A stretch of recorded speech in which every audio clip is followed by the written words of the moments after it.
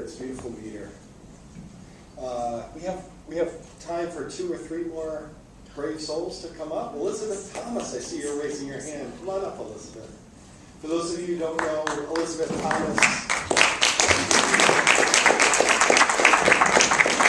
is a wonderful poet, great teacher, and wonderful performer. So thanks, Elizabeth, for coming up and sharing your words.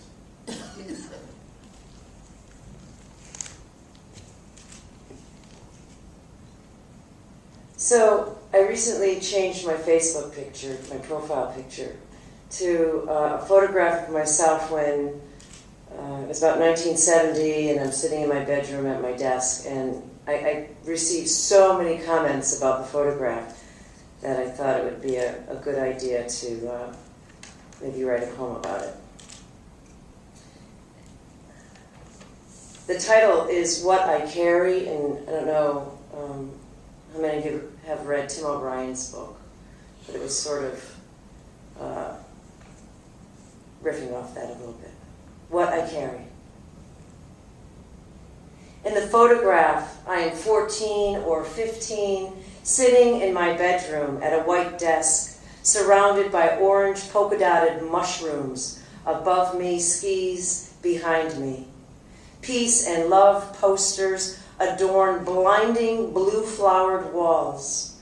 A stuffed donkey in straw hat stands sentry, while a milk glass lamp sheds light on sloppy poems and stories that spill from the bottom right drawer. I am 14 or 15 with no idea what my future holds, and at that moment, am probably not even interested. Thinking instead about tonight's television lineup, or if my parents will let me go to the school prom on Friday, and if they do, will anyone ask me to dance, because I'm also thinking about hips and lips and boys I like who don't like me. Or maybe the book in front of me is physical science, and I'm studying for a test.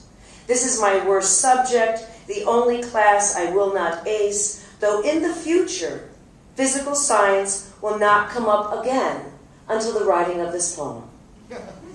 I am 14 or 15, and the smile doesn't quite reach my eyes. My mother is probably taking the photo, and as a mother now myself, I understand why we never agreed on anything. We argued about curfews and boys and homework. We argued about how my bedroom was never clean enough, and my hair was always messy. We even argued about the wallpaper. Back then, I figured she was in my life to make it miserable. So much I did not know, including how all these years later, I would write a poem about this particular snapshot. Because if I had known, I would have tidied up the room a bit, maybe even brushed my hair. Thank you.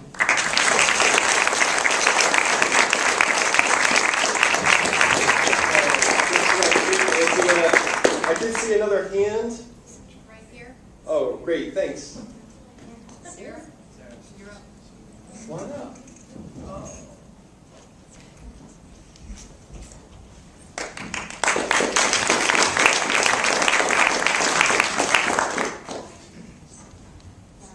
I'm Sarah Jacinto. I am also an ACT student, and I could only think of somewhere for the title of this poem, so to whatever with that.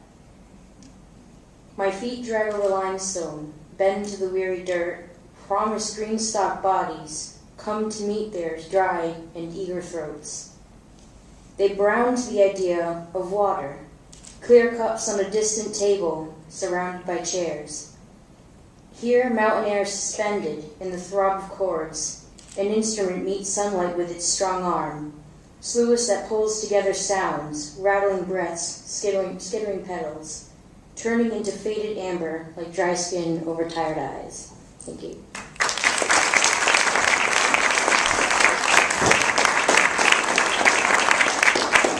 Wow, metaphor to end. Thank you.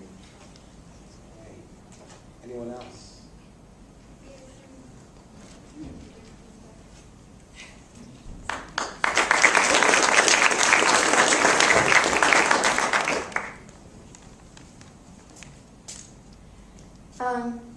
Serena Briggs, and I am also a student here at ACT, and this poem is called Baby Birds.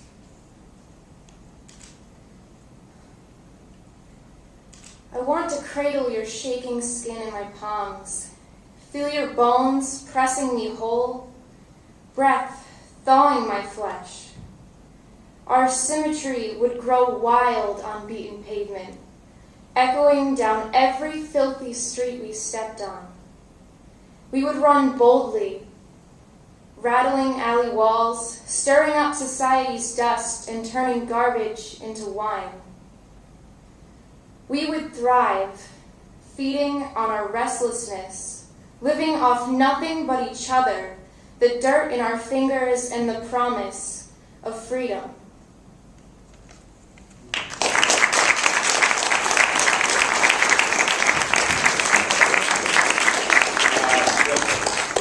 I think we have time for one more poet before.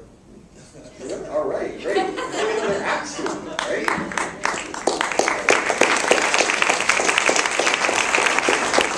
For those of you who don't know, this beautifully refurbished building is the home of the ACT Magnet School. Yes. And so this is another representative. Yeah, we're taking over. It's already yours. Okay. This is a piece I called, I'm Jessica Matthew, and I will be reading a piece that I wrote titled Barbed Wire. Stare past the blueberry stains on her irises. Sink into the charred ashes behind them. Slip your arms through the rubble like sleeves. Wear her scars like a coat.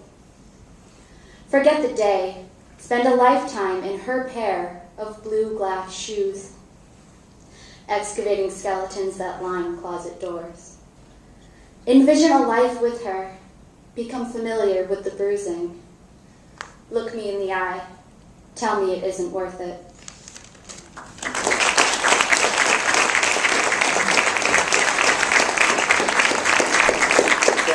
Thank you all for this terrific evening, this galvanizing evening of poems that look outward and look inward and across all generations.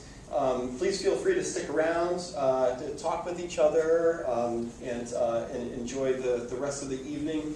Dick Allen will be signing copies of books for all the student winners. And also, again, the books will be for sale for $10 for those of you who would like to buy books, and of course, he would be happy to sign them. So thank all of you. Thank you, Mr. Allen, for your gracious reading, and good night.